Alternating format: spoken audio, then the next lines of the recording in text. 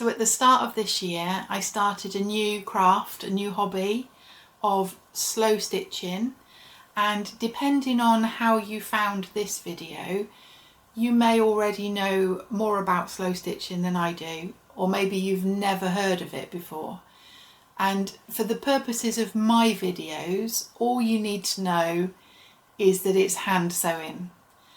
And the definition of slow stitch, it's probably one of those things that if you ask 10 different people, you'd get 10 different answers of what defines that particular craft. So it's very easy to fall into this massive rabbit warren of different avenues and looking at different resources, and just to get overwhelmed with too much information.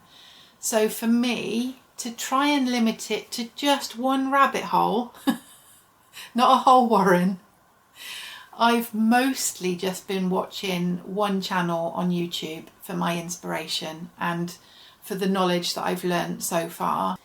And the channel is called Kathryn Cloth Tales. And if you already do slow stitching, I'm sure you've already come across Kathryn and her channel, but I will link her channel in the description below for anybody that's not come across her. And she talks in a lot more depth about the ethos around slow stitching and her definition of that. But as I said, for me, I'm not going to go too much into that side of talking about it. She talks a lot about the sustainability and mindfulness and focusing on the process of doing it more than the end result. And although I do enjoy the process, I don't want to do it just for the sake of doing it. I want to have a nice something as an end result as well. So I perhaps do think about it a little bit differently than she does. But she's been a huge inspiration to me this year, and I've really, really enjoyed everything that I've done, either following along with her tutorials.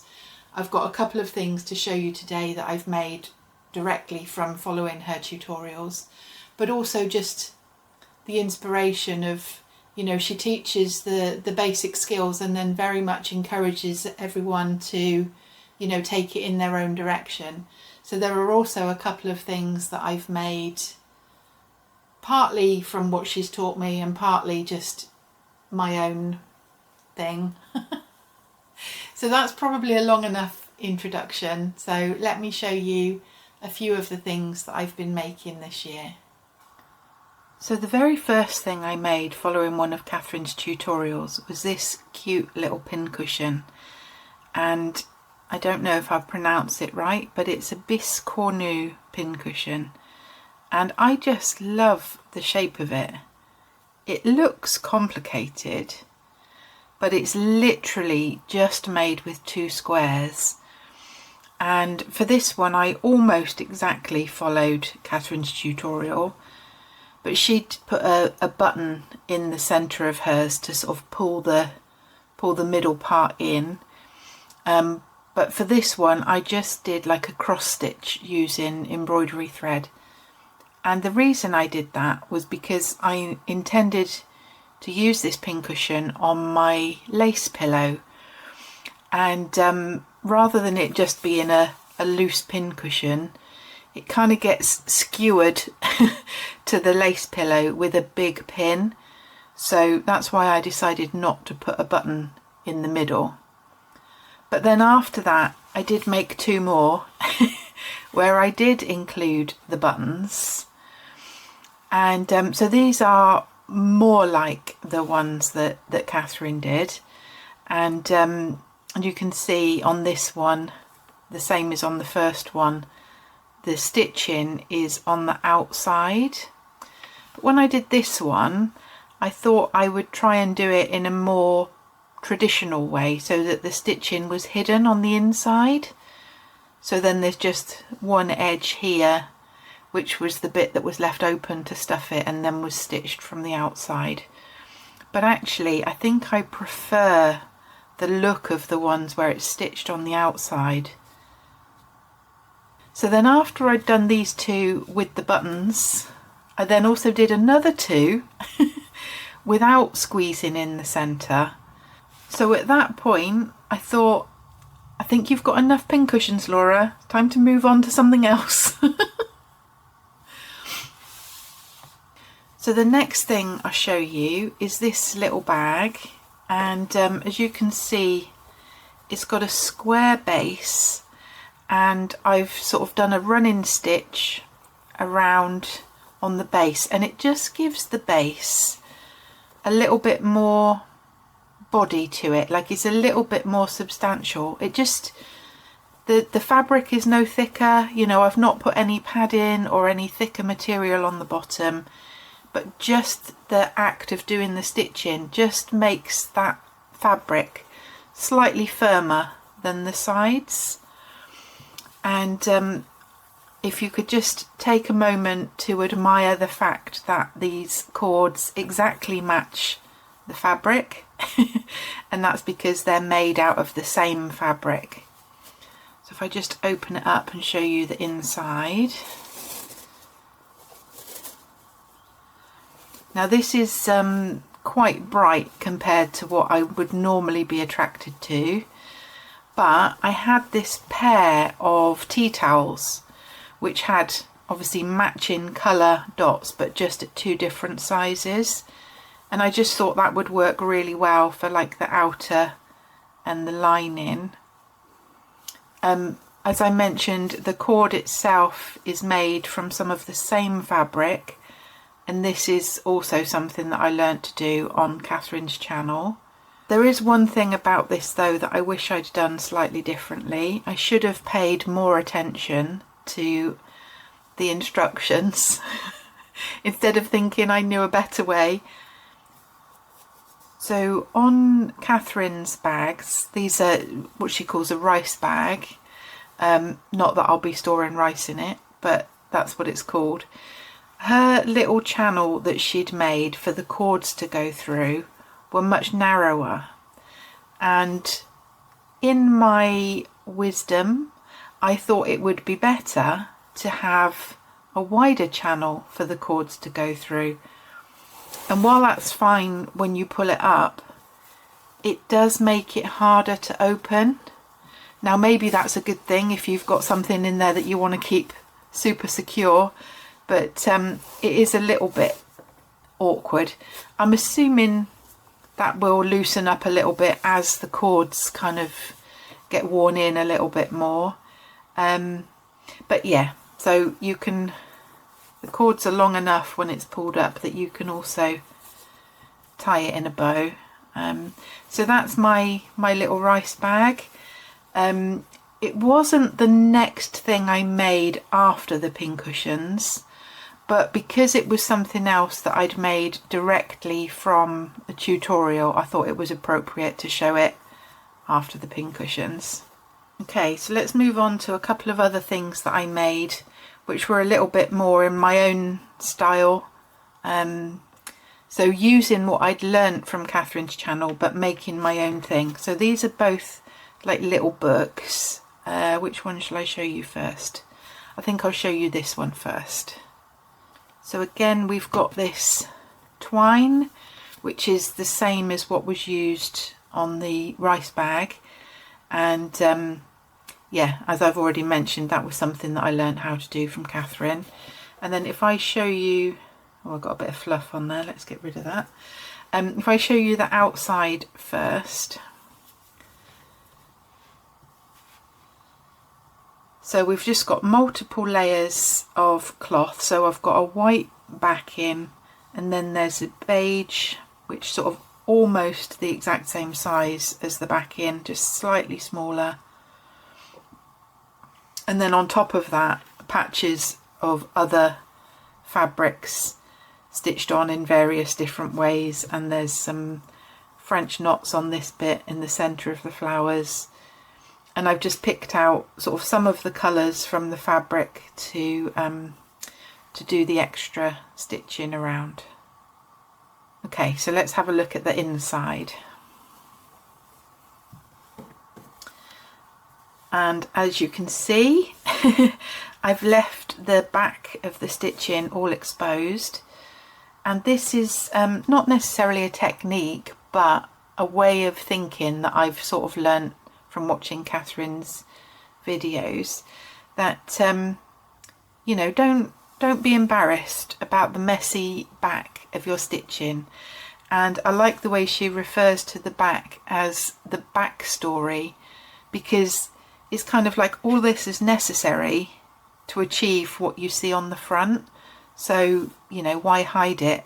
Now, in certain circumstances, I would still hide it. Like, you don't always want to see the messy backs and the knots and the loops and whatever else. But for this, I just thought it was appropriate to leave that on show. And within the book itself, you can see the pages are all fabric made with 2 layers. And I made this book as a kind of catalogue to document all the different stitches that I've learnt. And there are over 30 different stitches in this book, almost all of which I've learnt from watching Kathryn's channel. There is just one which I've learnt elsewhere, but I'll mention that when I get to it.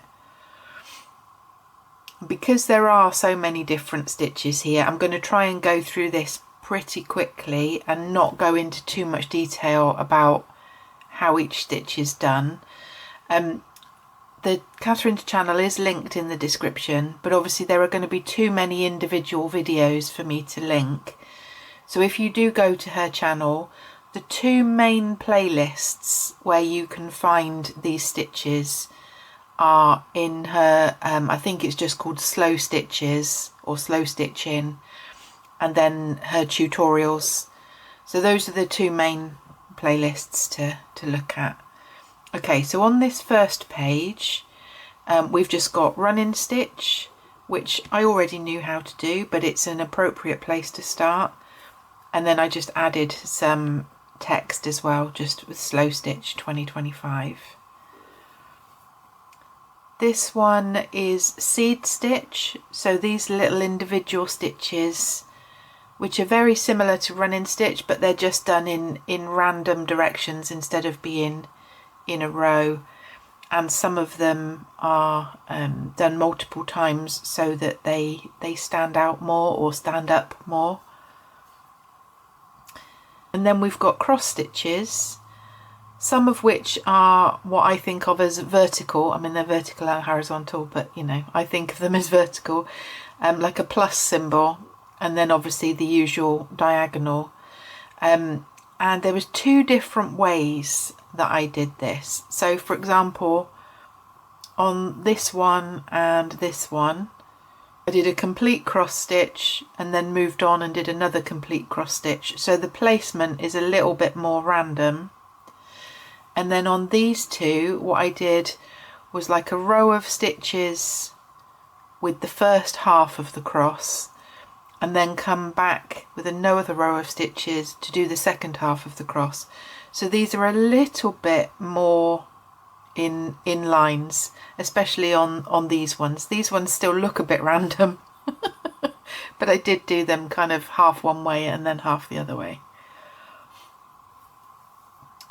Then we've got couching, which is just a method of attaching something else to the fabric, and instead of stitching through it, you stitch over it.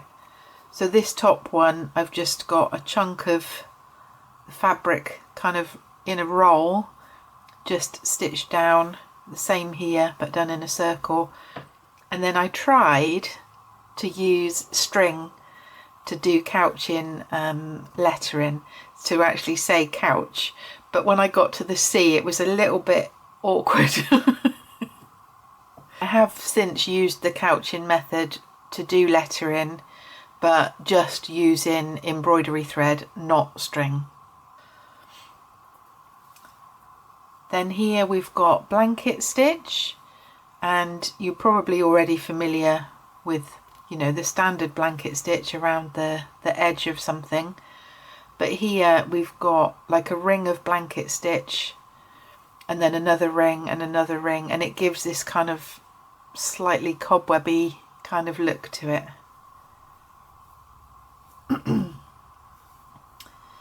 And we've got eyelet stitches, so we've got 3 variations.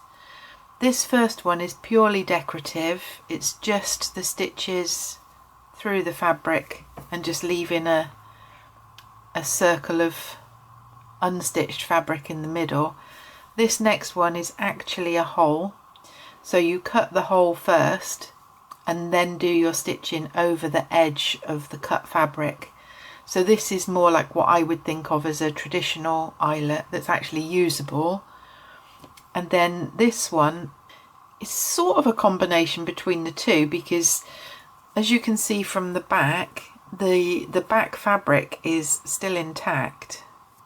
So what was done on this one was a hole was cut just in the top layer of fabric, and then this separate piece of fabric was kind of slotted into the hole, and then it's just been secured around the edges with that eyelet stitch. And you may or may not be able to see on camera, there's like a slight sort of shadow of where that inserted fabric is. On this one we've got chain stitch around the edge and then daisy stitch, which is very similar to the chain, but obviously each one is done as a separate loopy stitch, whereas on the chain they're kind of connected together in a row, but very similar technique. And then we've got multiple stitches here, so these top 2 are called fly stitch, and on the top one there is a very tiny little stitch kind of couching down the point, and then on these ones it's done in exactly the same way but with a longer stitch to couch down the point. Then we've got herringbone stitch, chevron, stem stitch, and then 2 versions of a whipped running stitch. So both of these are done in exactly the same way, but this one was done all with one colour thread, and then this one obviously 2 different colours. So it's a line of running stitch, and then the second thread is just threaded through the running stitches. We've got a few different ones here again. We've got some literal cobwebs. Well, not literal cobwebs. I mean, they were made by me, not by a spider. And these are motifs that were used, I think, on what they call the crazy patchwork. And then we've got French knots and a variation of French knots, which is called a pistol stitch. So it's kind of like a French knot but with a stem or a tail. Here we've got feather stitch, and then I just used some of the other little stitches to kind of decorate the ends, sort of almost as if they were flowers on stems. And then we've got Cretan stitch, which I think is normally shown this way around, but I just had this space at the edge of the page that I wanted to fill in. And then we've got a few more different stitches here. We've got a double running stitch, which is a running stitch in one colour and then the gaps are filled in a second colour. And here we've got stem stitch again. It's just a little bit neater than the one that I did previously. This one looks like the chain stitch, and to be honest I think this one is more accurately a chain stitch, but it's actually called cable stitch, and in between the big loops there are sort of smaller stitches, so it is more like the chain links. So why this one is called cable whereas the other one's called chain, I'm not sure. And then this one is called a mala stitch. It's quite complicated looking, and Kathryn did actually cover doing this one twice because she did it in a video where she was showing multiple stitches, and then I think people were struggling with it, so she also did a separate video just on this stitch. This one is called Jali stitch, I think that's how it's pronounced. So you've kind of got a zigzag and then a second zigzag, which then forms these diamonds in the middle. And then here we've got a couple of different ways of filling a sort of a bigger area with a more solid colour. And this top section, I believe Kathryn called this pattern darning, and on the top part it's done like running stitch but with evenly spaced stitching and gaps. So you kind of have a block of colour and then a gap and then a block of colour and then a gap, so it does kind of form this quite obvious stitch pattern. And then underneath is very similar. Instead of having the stitches stacked, they're staggered, kind of like bricks in a wall, so that the gaps and the stitches are more evenly spaced and not such a definite pattern as this one above. And then this one I believe has like 2 or 3 different names, but it seems to most commonly be called convent stitch. And for example, this bit in the middle is just one long stitch, but it's then got little couching stitches to hold it down, so that you get kind of a more solid block of colour with long stitches, but without having to worry about the long stitches getting caught on things. And then this one, well, let's just ignore these two. I had a little bit of experimentation. So this again is a stacked running stitch in the form of like a wheel with spokes, and this one is kind of more of a spiral, but it's actually quite difficult to get that that curve and the length of stitches right to actually get it to the middle. As you see on these two, I kind of ran out of stitch before I got to the centre. I kind of cheated on these ones a little bit and drew in pencil where the gaps needed to be, so that I had something to follow. I really like this page. Here we've got honeycomb, which is a variation of blanket stitch, and this one is an interlaced running stitch. Now if I show you the back of this one, the predominant colour on the front is the orange, but as you can see from the back, the orange here is where I started and ended the orange thread, but the orange is just weaved through the brown running stitches. I really like that one. This one we've got needle weaving. So I didn't quite get the tension right on this one. It's hard to do without the fabric kind of bunching up, but considering it was the first time I'd done it, I was pretty happy with it. I guess it's kind of similar to traditional darning.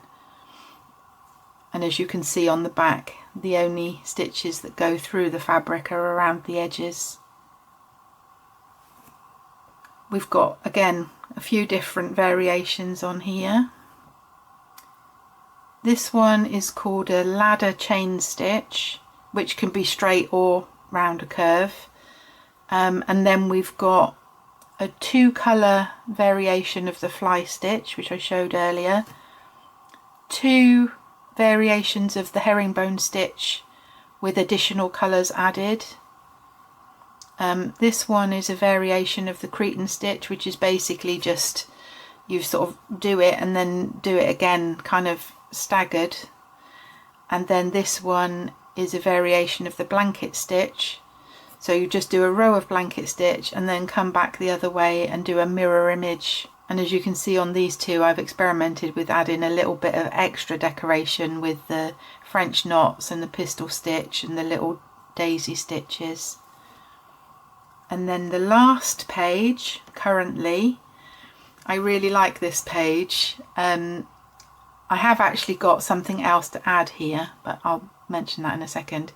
So this is the feather stitch, and then there's just some little green, I guess they're like seed stitches or running stitches for leaves, and then little French knots to represent flowers, so it looks like a climbing rose or something like that. And then these two are bullion stitch, Now bullion stitch is the one thing in this whole little book that I'd learnt elsewhere, because Kathryn did mention it but she's not demonstrated it, so I did go and do a search, and I can't actually remember what video I learnt this from, so I can't link it, but if you just do a search on YouTube for bullion stitch, there are quite a lot of people showing you how to do it. And then the one which is missing, which I actually did kind of much later than the others, which is why I've forgotten to add it in. Kathryn showed a technique called Algerian stars. So before I upload this video, I will add the Algerian stars here, and I'll put a picture on the screen so you can see what those stars look like. And I've deliberately made this book so that I can add more pages to it in future if need be. So the pages themselves, if I can find the middle, where is the middle? Here on this page, there's like a thread which is knotted on, and so I can just take all of those pages out, and then I can just add extra pages onto here and then thread it back in, or undo it and retie it if it gets too big to thread through. And because I've got this big overlap, I could in theory add a lot more pages to this, and I would still be able to close it with this wrap and this long cord. So that is my my slow stitch catalogue. The catalogue where I can shop for which stitch I want to use on the current project. And then the final thing I want to show you today is this little one. Now, my plan for this when I first started it was to make a needle book, just to keep some needles and pins for this slow stitching hobby. But as I went along, it gradually got more ambitious. Let me show you the outside first of all. So very simple. It's just, I've got white backing fabric, this beigey fabric, and then a patterned piece, and then the popper that I've got is actually magnetic.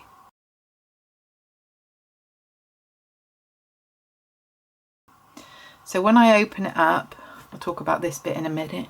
So I did like 4 pages in the book. So I used this beige fabric, which is the same as I've got showing on the front there, and then just with blanket stitch I attached a piece of felt to each page. So I've got 2 pages for needles and then 2 pages just with a few pins. So that was what I'd intended to have initially, just that with a little cover, and then I got a little carried away and I've made these extra pockets in the front and the back. And these, I think, are why I love this particular needle book so much, because they turn what is essentially a needle book into a whole sewing kit. So in the front pocket, which has just got standard poppers, I made these tiny little cards for thread. So this is actually plastic, but you could do it with cardboard as well. I had just like a notebook where the front cover had this kind of plasticky cover. So I've just cut out this sort of I shape or H shape, whichever way you want to think about it, and just put a little slit in the top and bottom, just so that you can kind of catch the thread and obviously wrap it round and catch again. And my idea for this was, if I was working on a particular project, I could just put the thread on here in the appropriate colours for the project that I was currently working on. But at the time when I made it, these were just some random odd bits of thread that I had, and I just wanted to put some thread on the little cards. So there's not really any significance to those particular colours. So just pop them back in their little pocket. And then when I attached the pocket to the cover, I've only attached it on 3 sides, so actually there's an additional pocket in here. Now this front one at the moment has got nothing in it, but I could potentially put something small in there. And then the pocket at the back I've done in the exact same way, so I've just attached it on 3 sides, and then in the additional pocket at the back, all I've got on there is just the little top bit from when I bought the needles, just in case I want to buy the same size needles again in future. I've got a reference there of which needles are in here. And inside this back pocket I have got a little pair of folding scissors, which is ideal because not that they're much bigger than this little book, but if I'd had, you know, just normal scissors, I would have had to make the pouch a little bigger.